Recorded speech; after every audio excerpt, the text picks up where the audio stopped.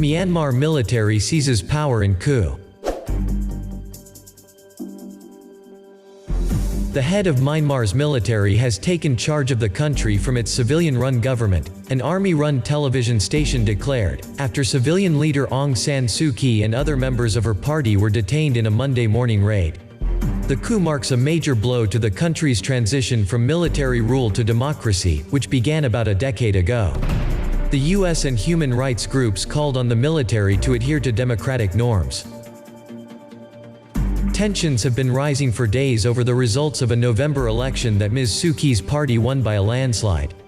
Only the second truly contested and democratic vote since the end of military rule in the Southeast Asian country, it was called fraudulent by the army-backed opposition party, which alleged false names on voter lists. Myanmar's Union Election Commission has denied that claim. The announcement on military television said the commission hadn't adequately addressed the allegations, making a one-year state of emergency necessary to restore order and stability. Power has been transferred to Army Chief Min Aung Hlaing, it said. Parliament was scheduled to convene on Monday for its first session since the election.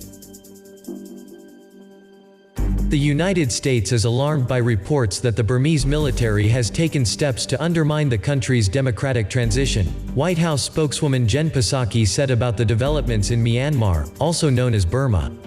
The United States opposes any attempt to alter the outcome of recent elections or impede Myanmar's democratic transition, and will take action against those responsible if these steps are not reversed. President Biden had been briefed on the situation, the spokeswoman said. Myanmar's military couldn't be reached for comment. Myo Nyant, a spokesman for Ms. Suu Kyi's party, the National League for Democracy, said Ms. Suu Kyi, President Win Myint and other senior party officials were detained by the military shortly after 4 a.m. local time Monday. Ms. Suu Kyi, the daughter of a Myanmar independence hero, spent years under house arrest during military rule, winning a Nobel Peace Prize for her struggle for democracy. After the military loosened its grip on power, the US and other foreign governments began lifting long-standing sanctions against the country. Ms. Suu Kyi's party came to power in the 2015 vote that marked a historic shift. Her official title is state councillor, but she effectively served as leader of the Southeast Asian nation. Still, the military has remained powerful. The Constitution grants it control of the defense and interior ministries. Soldiers are also guaranteed a quarter of the seats in the parliament, enough to veto constitutional changes. Ms. Suu Kyi's advisors have long said she walks a tightrope and must be careful not to give the generals an opening to retake full power. Myanmar and Ms. Suu Kyi's administration were rocked by major challenges in her first term. The leader, once celebrated as a human rights icon, faced widespread international criticism for her handling of genocide allegations against Myanmar after a brutal military operation in 2017 forced 700,000 members of the Rohingya Muslim minority out of the country. Ms. Suu Kyi has echoed the military's arguments that the action was a legitimate security operation. Monday's events throw into political turmoil a country whose move away from military rule, though slow and rocky, was seen as a win for democracy. Telephone and internet lines were down in large parts of the country.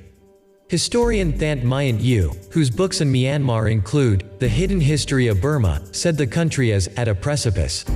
It's a country with dozens of warring armies, hundreds of militia, a $70 billion illicit drug industry, tens of millions that have fallen into poverty because of the economic downturn this past year, and now a collapse of whatever understanding there had been between the army and the National League for Democracy, the two most important political forces in Myanmar, he said.